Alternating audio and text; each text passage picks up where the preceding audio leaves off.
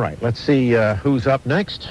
From Chicago, Illinois, it's Andy. Andy, you're on Radio Free DC, sir. Hello? Hello, Randy. Hi, sir. Yes, sir. Yeah, well, here's my idea. I guess first of all I should say I think that guy Cameron's a pretty sharp fellow. There's no question he's a sharp fellow. And real quickly, I think maybe it was kind of tough to get through. You might want to increase the staff a little bit. We definitely need to increase the staff. The staff consists of Cameron, John Pop, who is the producer, and myself. That's it. I mean, we don't have anybody else, and we're not likely to get any in view of the fact that El Cheapo himself is managing the station from someplace else. Well, you could tack on a fourth just by bringing one of your listeners in. Well, we could do that. Pay him out of your own pocket. Yeah, I could do that, but I'm probably going to be forced to pay, the John and Cameron out of my own pocket pretty soon if we don't get them raised pretty quickly. Okay, well, I don't know about John, but I respect Cameron. Okay, enough of that, getting a fourth person on your staff. Here's the thought that I had, and I think it's a pretty good one. You know how back in 1984 there was an Olympics in Sarajevo? Mm-hmm. Okay, and of course now everything has really gone downhill in the former Yugoslavia. Yes. In 1994, 10 years later, they had that Olympics in Lillehammer, and everyone expressed, what was actual genuine concern about what's going on in, former Yugoslavia. Yep. But they didn't really have a constructive idea. Yeah. Okay, my thought is, in 1996, they ought to put kind of like a winter festival that's of an Olympic size back in Sarajevo. Okay? Well, 1996, you say? 1996. Well, Sarajevo is still getting incoming. Right. I don't think you're going to get some.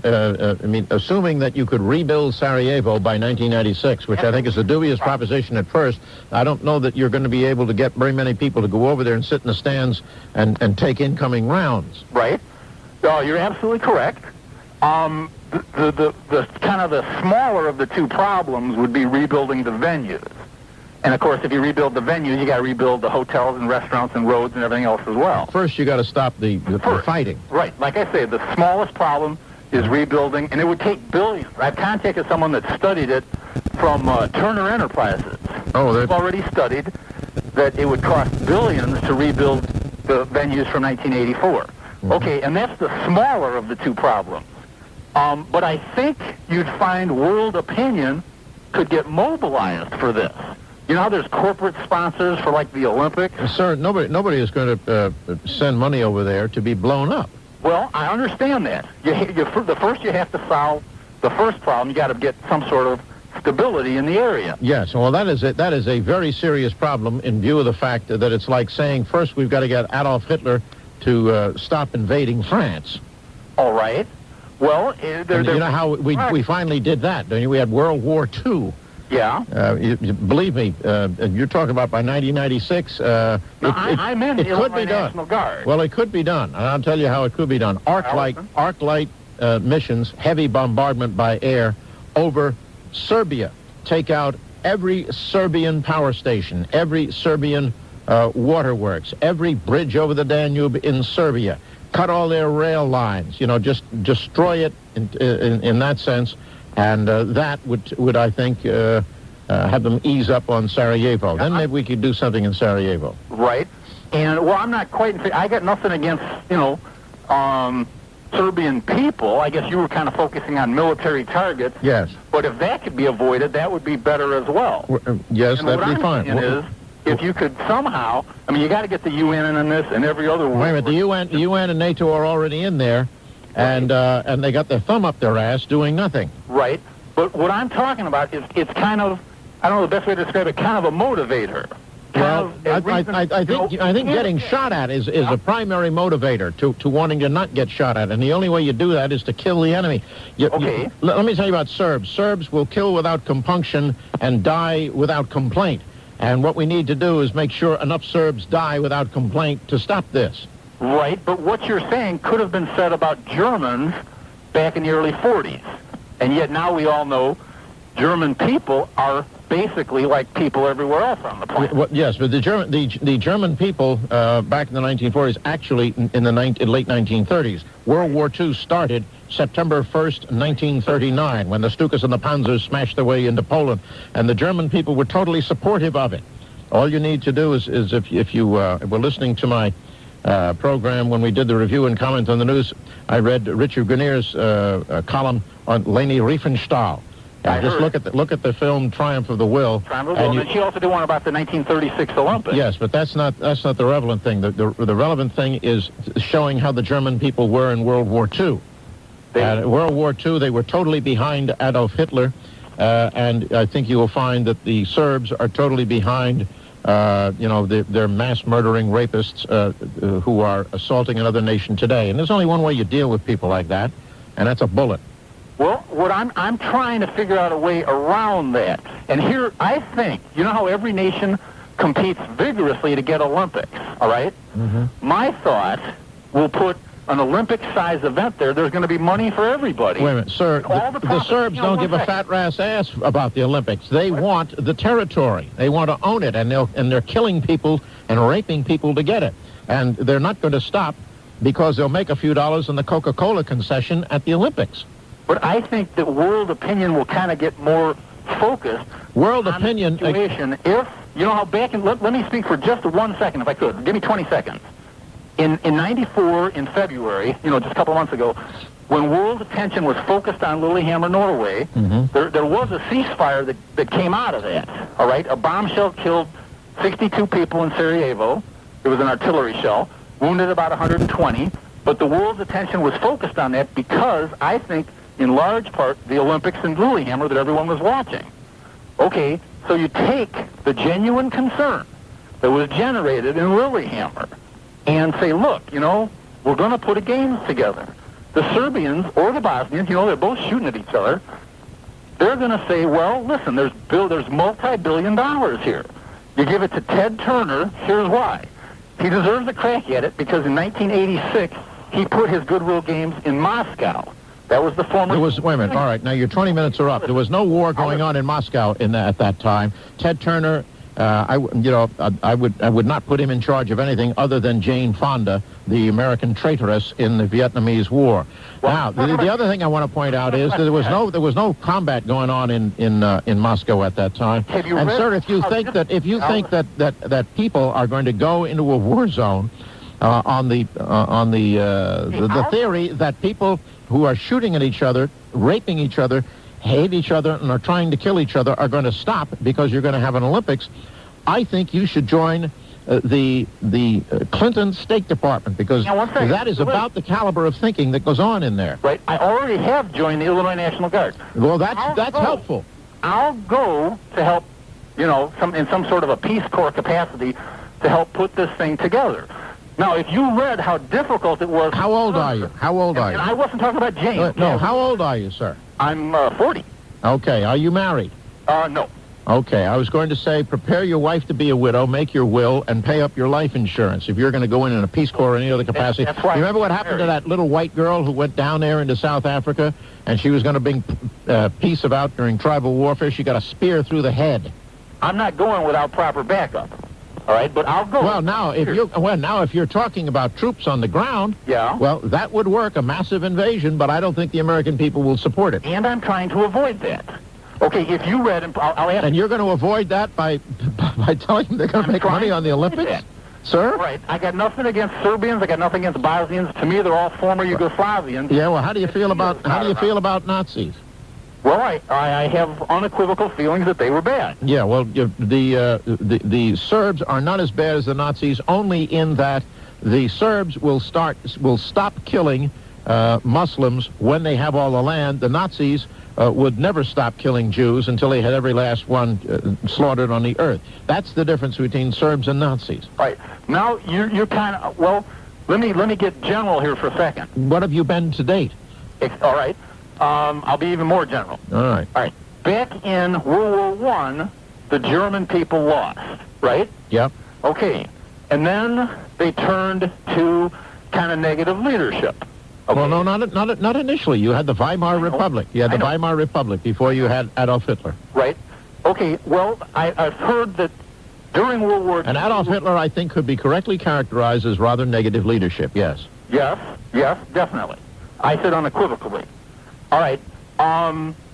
Then they turned to the Nazi leadership, and, they got into all that trouble. They sure got into trouble, yes, indeed. During World War II, I've heard that the Muslims had the upper hand and perpetrated all sorts of atrocities on the Serbians. Yeah, you've been listening to Serb radio. But aside from all of that, we now have the situation on the ground now. Wait a minute. We now have the situation on the ground now where you've got an aggressive war being waged by Serbia against Bosnia. And you want to stop it by proclaiming that the United Nations will sponsor an Olympics. Well, it won't be an Olympics. The next Olympics is going to be in 1998 in Japan. And this will actually heighten interest in that. Let me go on. Give me another 20 seconds. Could you, sir? I will give you 20 seconds starting from now. All right. You haven't read how difficult it was for Turner to get his Goodwill Games into Moscow in '86. And now he's got another games in St. Petersburg in '94. I think Turner can work with the Russians, and I think the Russians are sympathetic with the Serbians, and they could work together. There, I only used 16. Yeah, actually used 16. 19.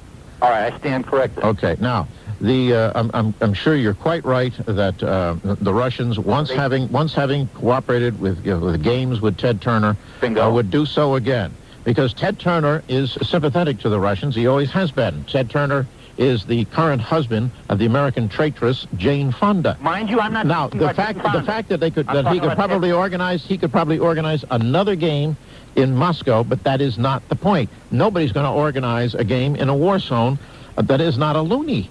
Because you're going to get a lot of people killed. Except I think most people have too much common sense to go over in a situation like that and get themselves killed. Well, I think there's a lot of idealism that would kind of, like the Abe Lincoln Brigade surfaced during the... Yeah, the Abraham Lincoln Brigade, ladies and gentlemen, was a communist front. And they went over and fought for the communists in the Spanish Civil War. And but they opposed Franco. Yes, they did oppose Franco. That's right, because it was a fight between the communists and the fascists. But the Abraham Lincoln Brigade was in league with Moscow. They were communists, and the idealism of people will sometimes lead them to go to war. So I think you may be right. You could get probably a bunch of Americans of Serbian extraction to go over there and join the Serbs and get themselves killed. Well, I'm trying not to take sides in the issue. Well, I know you're trying not to take sides, but, believe it or not, sometimes you have to take sides. In World War II, you would have had to take a side. Yeah. Well. But for this one, I think the idea will fly better if you try to sell it on the basis of helping out. Sir, this idea is going to fly like a lead balloon. I hate to dissuade you. You're right. But it's not going to work. You don't have to worry about that. I don't worry about that. I am quite persuaded that you are going to keep on. Right. But I am also quite persuaded that you are going to get absolutely nowhere. Okay, unfortunately, they're telling me we're terribly late for a commercial break. Can you give me 20 more seconds? No, sir, I'm afraid that you and I are going to have to agree to disagree. But God bless you anyway. All your listeners, God loves Winter Games in Sarajevo, Yugoslavia. God loves you. I'm sure God loves you, and I'm sure that God thinks it's wonderful what's in your heart. But if God has any common sense, he will protect you from yourself, I'm afraid. All right, sir. Thank you. The G. Gordon Liddy Show. Radio Free D. Must be unbelievable. To do is make a free telephone call from anywhere in the United States or Canada. 1-800-GG-Liddy. By phone, 1-800-937-G-FAX. By the fax machine. This fax is just in from Stephen T. Folk. Dear G-Man, I assume that if the Winter Olympics are held in Sarajevo, the Summer Games would be held in Rwanda. Well thought out. Oh, my. Let's see here. Some more reaction to the vote that Congress just took with respect to certain firearms. This is from Scott Wagner, LEAA Area Representative, Columbus, Ohio. Dear G-Man, I felt that you should know something that happened to a group of police officers who lobbied last week in Washington, D.C. against the ban. The officers, myself included, were all certified police firearms instructors and members of the LEAA, that's the Law Enforcement Alliance of America. Christine Long Wagner, my wife, the co-chair of the Victims' Rights Committee, also accompanied us. We met in the office of Congressman John R. Kasich, whom you have featured on your program in the past. Mr. Kasich has always been a pro-gun congressman in the past and voted against the Brady bill. He took the time to meet with us in person, but to our amazement, argued the issue as if he were Congressman Charles Schumer himself. G-Man, all your law enforcement listeners should know what was said.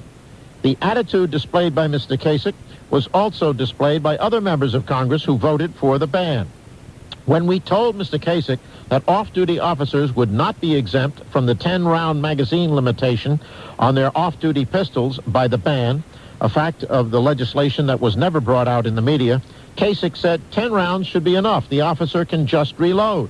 I can tell your listeners that Mr. Kasich has never been in law enforcement.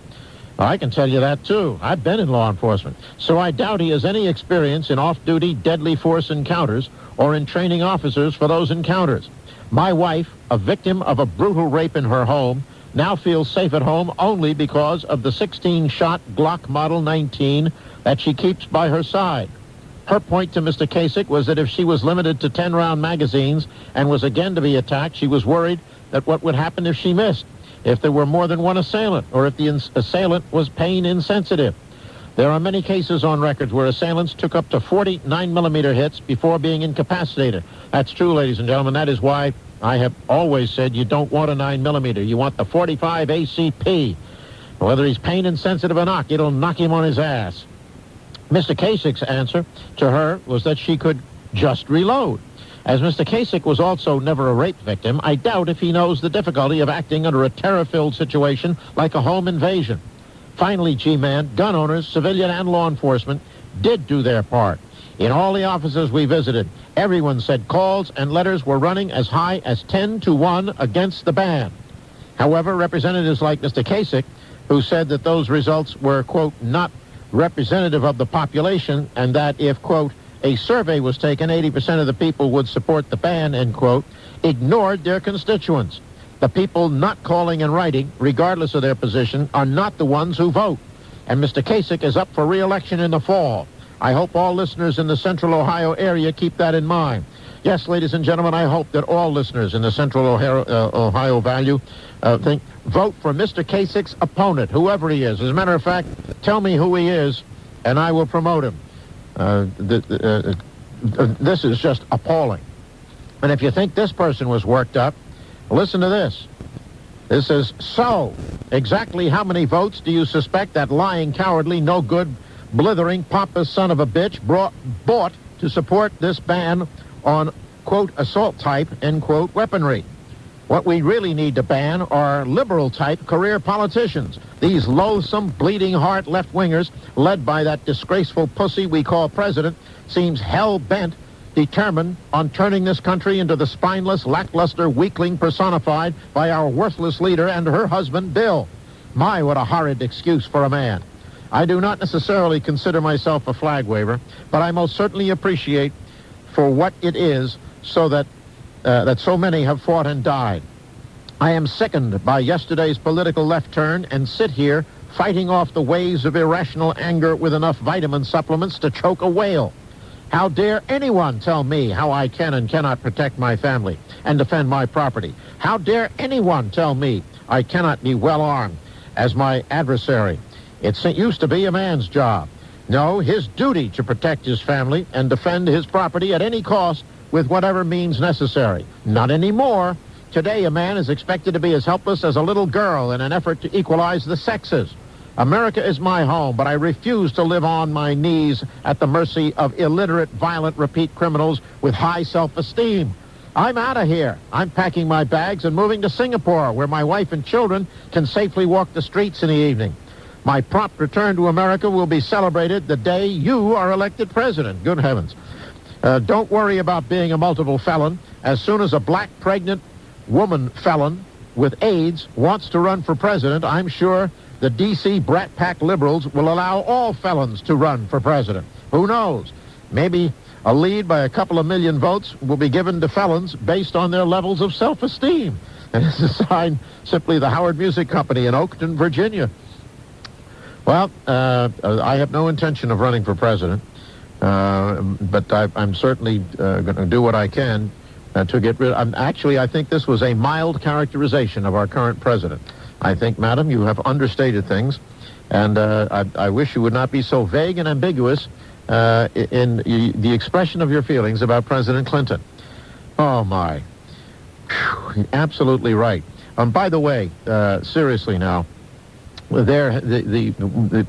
talking about the 9mm handguns, which they want to ban them. See, for example, Browning 9mm P35 high power, and the 35 stands for 1935. These have been manufactured, and they're superb things. The finest design by Mr. Browning. Well, they have been used by the armed forces all over the world since 1935. There are literally millions and millions and millions of them. And there are probably around 1 billion of their magazines. Now, they'd be banned because, they are capable of holding more than, see, the magazine would have to have 9 in it because you could have 1 in the chamber. Okay. If you're going to go out and buy a gun now while they're still available, buy a Browning high power. Get military surplus. Heck, those things are really good. They're rugged and strong. And you won't have any problem getting magazines for it. They're out there by the zillions. They're not serialized. And to hell with them. And just buy them and keep them and use them. And, tell anybody who's talks to you about the new law to just buzz off. You're an American. And you have that right as a free person that anteceded the Second Amendment. And then in November, you get together, and if you have to go out and drive everybody to the polls, if you have to carry them in a wheelbarrow, you go out and get rid of people like Kasich. Get rid of them in November. All right, ladies and gentlemen, we're now going to take a commercial break, and then more of your telephone calls on this or any other topic, because this is Listener Appreciation Day. The G. Gordon Liddy Show, Radio Free DC. All right, we go back to the telephones, and from Madison, Wisconsin, it is Tom. Tom, you're on Radio Free DC. Yes, good morning, sir. Good morning, Tom. How may I serve you today? Yes, it's a pleasure to talk to you. A very interesting program. Thank you. Masterminded by the Watergate foreman. Yes, indeed. Yes, I'm glad you said foreman, because I wasn't the boss. The boss was John D. You got that right, at any rate. I picked my word carefully. Yes, indeed. Foreman, and by the way, I think you paid your dues. You probably paid your dues before and after. Well, at any rate, I have no complaint. Sir, I'd like to talk to you about, quickly, well, firstly, I'm from Madison, Wisconsin, as you said. I'm probably one of 100 moderate conservatives with a population of 600,000 here. Okay. At least 100 that admit that they're moderately conservative. Congratulations on your survival rate. Yes, the ultra-conservatives move out to the country. I see. Mr. Limbaugh calls this area the People's Republic of Madison. Uh-huh. But I like to call it the area surrounded by reality. Okay. Anyway, your position on gun control, I don't understand something. I want to take issue Okay. with you, you being a very pragmatic, logical man. I'm surprised sometimes. Sometimes I get the idea that you are a quick-to-the-draw ex-FBI agent. Well, I am very quick on the draw, and I am an ex-FBI agent. I mean, you got those facts correct. But you've got to be careful when we talk generally about gun control. My position is this. I am not for gun control. I'm not against it. I suppose if I had to pick one, I'm for gun control. I feel that we have to have some regulation, and I feel sometimes when you talk about gun control, you talk about the Constitution, the right of the citizen, etc. But I think what you, being very realistic man, I'm surprised sometimes I don't hear you talking about what could happen in this country concerning vigilante groups and the wackos and the PTO organizations, man. And when you go, I mean, we have the what organizations? The parent teachers organizations having guns. I mean, you think it's dangerous for the parent teachers organizations?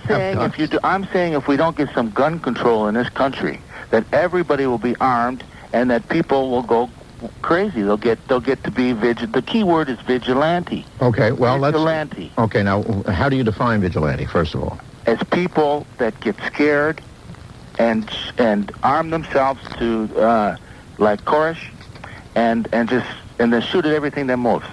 Or they form groups like the Angels. You know, they form neat groups like the Angels. No, I mean the Guardian Angels up there in like New York? That, but for the purpose of shooting anybody that doesn't agree with gun control.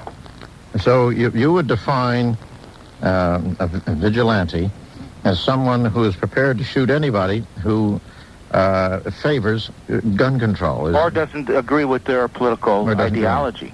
Well, I just... Let me explain. First of all, a vigilante really means a member of what they call a vigilance committee, and this is something that has a history in this country. When they had lawlessness out west, they formed vigilance committees, and these were typically armed men who took it upon themselves to decide, they were their own judge and jury, who had committed a crime. First of all, that a crime had been committed. Two, that Mr. X or somebody had committed the crime. And then they condemned that person to death with no due process of law at all, and went out and hanged him. I mean, that's what a vigilante really is. And to suggest that members of the Parent Teachers Association who come upon a gun controller, I mean, and want to shoot him. Facetious. Okay. My analogy is this. When people get scared, they arm themselves without any... I am against government regulation. I hate government regulation. But if I think we're going to regulate anything, I think it should be guns. Because people are going to get scared, and when they get scared, they start shooting. Well, would you agree that people are pretty damn scared right now? Well, this is only the tip of the iceberg. Wait till everybody's got guns. Then you're going to see a mini Yugoslavia. Well, how many people do you believe have firearms? Citizen. I'm not talking about police now or the army. Nationally? Yeah. I would say 50%. I think the only reason the other... Actually, I think you're a little low, but let's go with 50% for the sake of argument. All right. The only reason why it isn't 100% is because parents don't like these guns around kids. If it wasn't for that, there'd be about 98.7. Okay.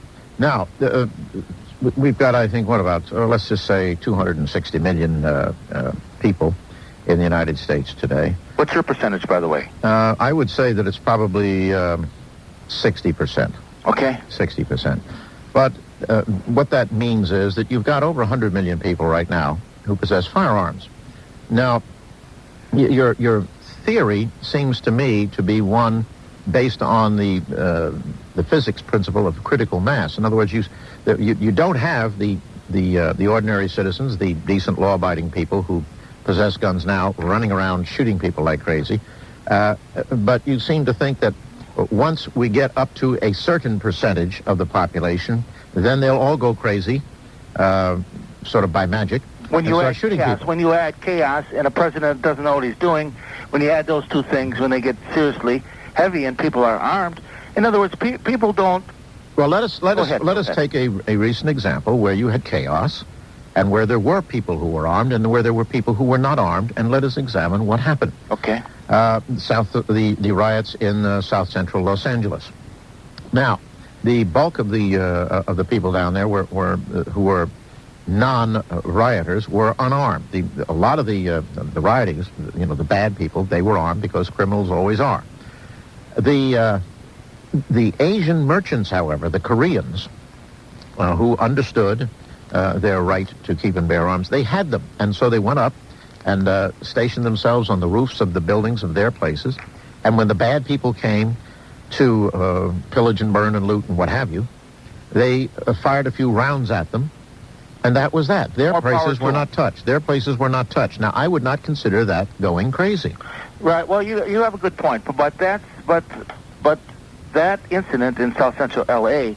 is what really started this paranoia that people have, it's the tip of the iceberg as far as people. Well, no, people have been frightened. Scared. People have been frightened of violent crime in cities all over the country for some time.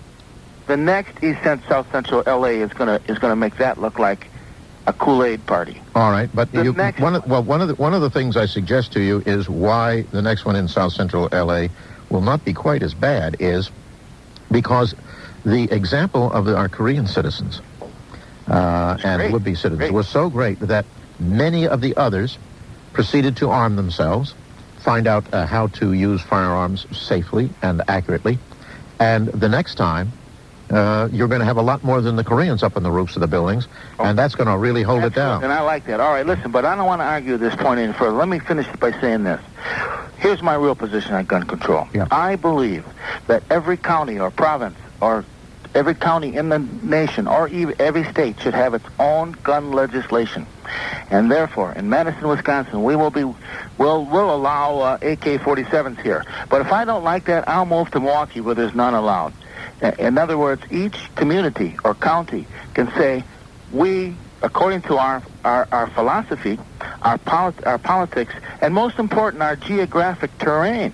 Because carrying a gun in North Carolina, in the mountains of North Carolina, is a heck of a lot different than in the plains of South Dakota. Well, you're permitted, of course, to keep it so long as it's visible. You put one right on your hip in downtown Phoenix. But let me ask you this question. For years, they've been carrying open guns. But let me ask you this question. How about a similar view that your right to speak your mind on matters political, religious, or anything else shall be determined?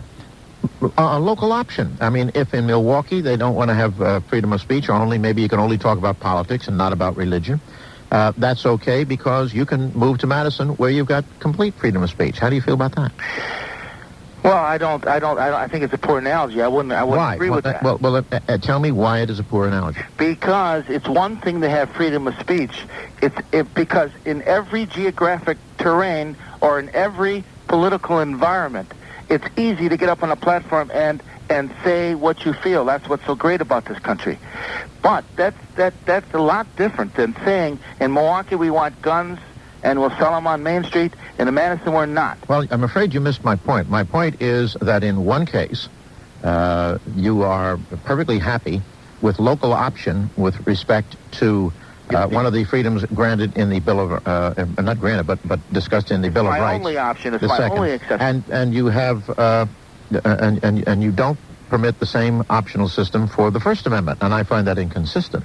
Okay, I'm going to think about that. Let me ask you this. You and your friend Colonel North there, can't you guys, a couple of smart guys, can't you guys get together and figure out a gun control legislation that is from, the only people I like today are ex-government people or business people. Well, Colonel North and I agree on gun control, and I'll tell you what the legislation... What every citizen must be able to hit what he aims at. That's gun control. Well, I hope you got some. I hope you're not like the Clinton administration. I hope you got some plans when there's a few riots and there's a few. You better believe I've got some plans and a few riots. Let me give you an example. When I was an assistant district attorney in Poughkeepsie, New York, during the racial riots up there, following Martin Luther King's death and all of that. Those kinds of riots. South Central L.A. was a picnic. I mean, that sort of stuff was happening all over the country. And I happened to be in the home one evening of my neighbor across the street. And my neighbor across the street owned and operated very successfully a couple of retail stores.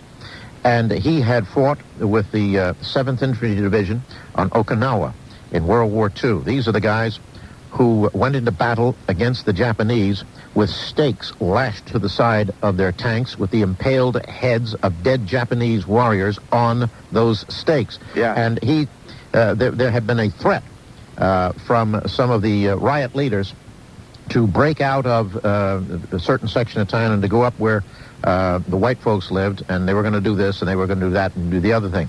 And I said, well, what do you think about that announcement? And he sort of smiled, and he pointed at his wall. And there wasn't anything on the wall. And I said, well, what does that mean? He said, I'm just going to break through the plaster there. I have 2 Thompson submachine guns from World War II and 1,000 rounds of ammunition. And he said, if they come down this street, it's going to be just the way it was back in Okinawa. There's going to be, right on this, it's going to be curb-to-curb rioters. Well, good story. Absolutely. True story also. Let me say one more thing. When you talk about the ATF in Waco, Yep. you talk about a bunch of bungling agents, and I wonder, You're right. I wonder, you being an FBI agent, ex-FBI agent, isn't it aren't the bunglers the administrative people who tell these agents that instead of waiting till the guy comes in town, David Koresh, and arrest him, just attack the place? And because we, the administration of the ATF, show people like David Koresh that we don't like this gun collection business. Yeah, well, no, it's more of that. No, it's not just the administration. It is also the people down there, the actual agents, who thought that all you have to do is put on Special Air Service or SEAL-type clothing, and you become a SEAL or a Special Air Service guy. I see. Believe me. See what I mean? So these guys are a bunch of wannabes. Never got wacko like that? The FBI never... No, the FBI, the FBI down there, in my view, was even more out of control in that the terminal event, the gassing and burning of the innocent women and children, was perpetrated by the FBI. Those guys were totally out of control. Good. But remember, they had a bad director at that time. Okay, all right. And one other thing, I hope you read my fax. It's a couple days over. I assume you're behind on your faxes of 2-3 days? Well, the problem that we have, and I want to know, the machine isn't down. We have to put 4 rolls of paper a day on the machine. That's how many we get. We also get 80,000 calls a month. I can imagine. And so I'm sure that we have received it. It is probably going through the processing. What but we I just want to give you a little clue. You're going to like it. I'm doing a nightclub here. I'm doing a spy club. Internet, where spies and double agents and James Bond and Mata Hari, they can come here, and this will be a safe house in this nightclub. And I'm going to have... I think you're going to have a hell of a lot of ATF agents down there. Well, they're invited, but they're going to have to behave themselves.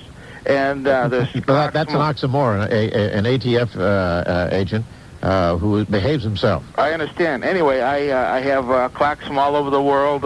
I'm going to have pictures of famous international intelligence people, spies. They're going to be real happy with that. Well, I hope you send me your picture. All killed. I'm going to put under your picture, this man served this country, and to this day he has to rationalize to people that counterintelligence is necessary. Well, I'll tell you what we'll do. I'll send you a photograph down there. You just hang on, and Cameron will tell you how to get it, and then you can make it into a dartboard, okay? Right. All right. I'm thinking of having a room in the back, a trader room. Now, can you... what kind of room? Traitor. Traitor. Can you think of any Watergate traitors I can put in there? There's only one. That's John Dean. I know who he is. Yeah, but if you really want to make this place a success, okay, I'm going to give you a hint, right? You got to have a room for sex. For which? Sex. Sex is... Sex. I mean, spies like sex. Yeah, but... Don't you read James Bond? They do it, yes, but they do it discreetly, do they not? Well, some do. Well, listen, I'm in all seriousness, Mr. Liddy. Oh, I'm serious. I'm as serious about sex as you are about firearms. I will have that room, and the City Council of Madison, Wisconsin will probably allow it. All right. But I'm delighted to hear that. In all seriousness, when you or anybody in your family are in Madison, Wisconsin, you would be my honored guest. Thank you very, very much. At this club, and you don't have to bring your wallet. Okay, but do I have to bring a girl, or are you going to provide them? Well, I just Well, you just think about that. We'll talk about that afterwards. All right. Politics. Okay. In all seriousness, ladies and gentlemen, the following crass commercial messages. We'll be right back. All right, getting on to what I really called you about, and I'm serious as a heartbeat. All right.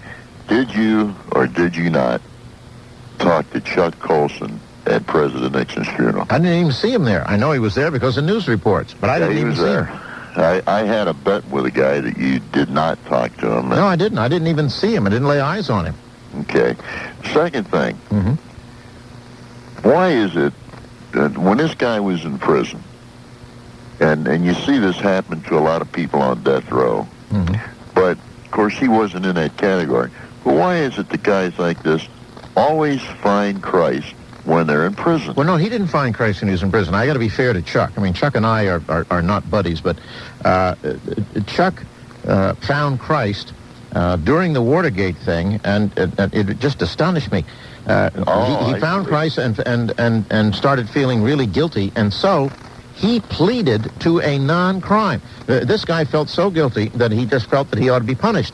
And so there is a non-crime that he pleaded guilty to, obstruction of justice by writing a magazine article. Figure that one out. Well, but he wanted to be punished, and he said, "Well, I wrote this magazine article. There's nothing wrong with the article. I think it was in Newsweek or something like that."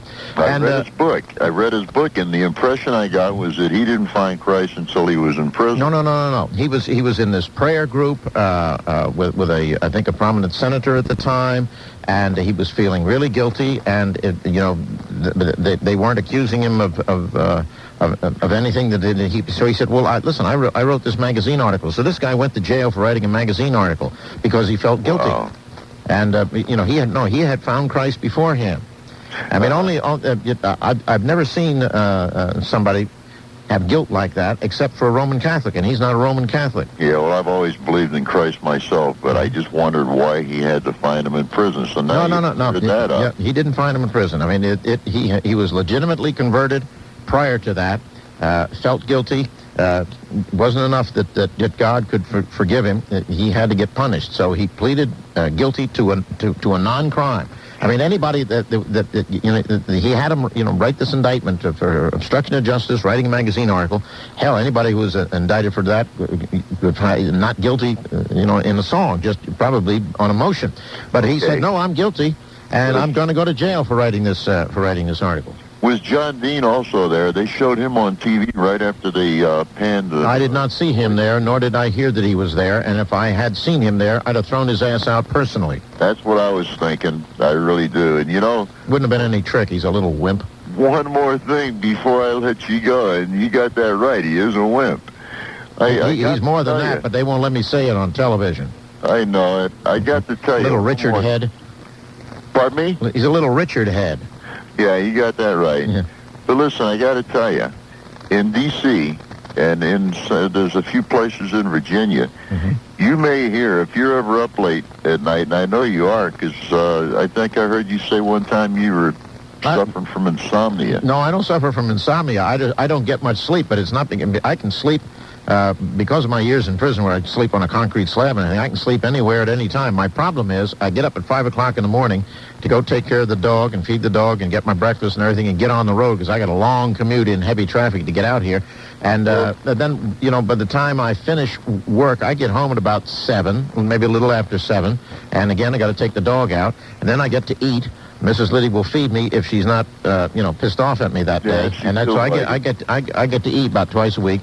And then when I finish that, I have to go into my office and write the newsletter because I write this thing myself. That takes me up until around midnight. One more thing I want to tell you, and I know you're up against the clock. There's a Chancellor Broadcasting Network, and they carry a show called the Art Bell Coast to Coast AM show, and he's on from 11 o'clock our time out here, which is 2 o'clock in the morning your time. Uh-huh. If you ever get a chance, my friend, there's another good conservative talk show host. Sir, if I'm ever up at 2:30 in the morning, okay? And you will hear him all night long. No, I won't. The only thing that's going to keep me up at 2:30 in the morning is getting laid someplace. I'm absolutely not going to be listening to radio. Well, if you ever get a chance to. Okay. I'll see you later. All right, sir. All right. I understand somebody had to push the dump button on what I just said. All right. That'll keep me out of trouble at home. Do we have enough time for another call, John? Yes. Okay. We can go to another call. All right. Let's see what we have here. From Swansea, Illinois, it is Sheila. Sheila, you're on Radio Free DC. Hello, Mr. Liddy. Hello, Sheila. How are you today? Well, I'm fine, but my producer just had a fit and pushed the dump button. That is the delay button because of I heard it. I was on hold. Oh, okay. Anyway, it's a delight to talk with you, and I admire your strength of character and your loyalty to your cause and to your comrades. Thank you. As far as Dee Dee Myers is concerned, I think you should cast aspersions on her name because it sounds so bimbo-ish. Oh, all right. And she needs to, if she wants to promote the female cause in this country, she needs to get a better name. All right. Now, John, I want you to keep a line. We've got one for Dee Dee and one against Dee Dee. We got Stuart, who is for Dee Dee, and we've got Sheila, who is against Dee Dee. Okay, anyway, what I'm calling about is our environmental laws that have gone wacko. Well, they certainly have. I live about 15 miles from St. Louis. Mm-hmm. We have the claim to fame of being the myrtle capital of the U.S. of A., not to mention all the rapes and arson and robberies. Now, wait a minute. Are you sure? Because Washington, D.C. lays claim to that. St. Louis has that claim to fame. Oh, boy. You mean Washington is second place to St. Louis? At any rate, we have the additional claim to fame of being the first asinine judicial system to prosecute a small business owner for draining a car air conditioning unit and allowing, probably inadvertently, some of the Freon to escape into the atmosphere. Well, first of all, how would anybody know whether, I mean, it doesn't make a big smoke cloud, you know. How would anybody know whether any had drifted into the atmosphere or not? Well, you know, our tax dollars are being spent in these ludicrous ways to play private eye on these people. Well, yeah, anyway, he was convicted, and for this dastardly deed, he's facing a $250,000 fine and up to 5 years imprisonment. Well, that is asinine. In the first place, if you take all the Freon manufactured in the world today, I think it's something like it's 75,000 tons or something of that sort. And if you dumped it all into the atmosphere, every single bit of it, it would be but a tiny fraction of the millions of tons of chlorine atoms that do get way up into the atmosphere from, first of all, the evaporation of seawater, and then the action of volcanoes. And even when it does get up there, and some ozone is destroyed or discombobulated, ozone is constantly being replenished by the action of the sun on the upper atmosphere. And the reason that it gets thin... of electricity. No, and the reason that it gets thin, is that, and this is especially in Antarctica, when you have the long Arctic or Antarctic nights, because you don't have any sun hitting the upper atmosphere, and so it gets thin. Right. But this has been going on for eons, and will continue to go on for eons. That's right. This is crazy. This is akin to the situation where you had a fellow who had a vacant lot. And, he inherited or bought this vacant lot, and it's filled with old tires that are filled with water and mosquitoes and junk and oil. And so he cleaned it all up and put in nice fresh sand. And because they said it was a navigable waterway, because it was damp, that makes it a navigable waterway, right. They sent this guy to jail. I mean, and in the meanwhile, brutal murderers, axe murderers, rapists, and things of that sort are walking the streets because we've got to put these people who clean up lots and who let Freon leak out of their air condition, we got to put them in jail. You're absolutely right. Well, this is Looney Tunes. We need to speak up, don't we? We certainly do, and you are doing that, and I thank you. I'm not suggesting any internecine activity against the government, but certainly some kind of peaceful revolt. Well, let me explain to you how. Let me tell you what the peaceful revolt is. Well, this November, this November, you are going to have the opportunity to go to the polls. Now, it may be cold, it may be icy, it may be storming out, and you may want to sit home with a hot toddy because it's a holiday, but you, madam, get to that polls and vote these turkeys out of office. That's how you do it. Except in Illinois, we have voted people that stand up and say, it doesn't matter what our constituency wants, we know what's best for you. If you throw that person out of office, then they will understand that they work for you, not...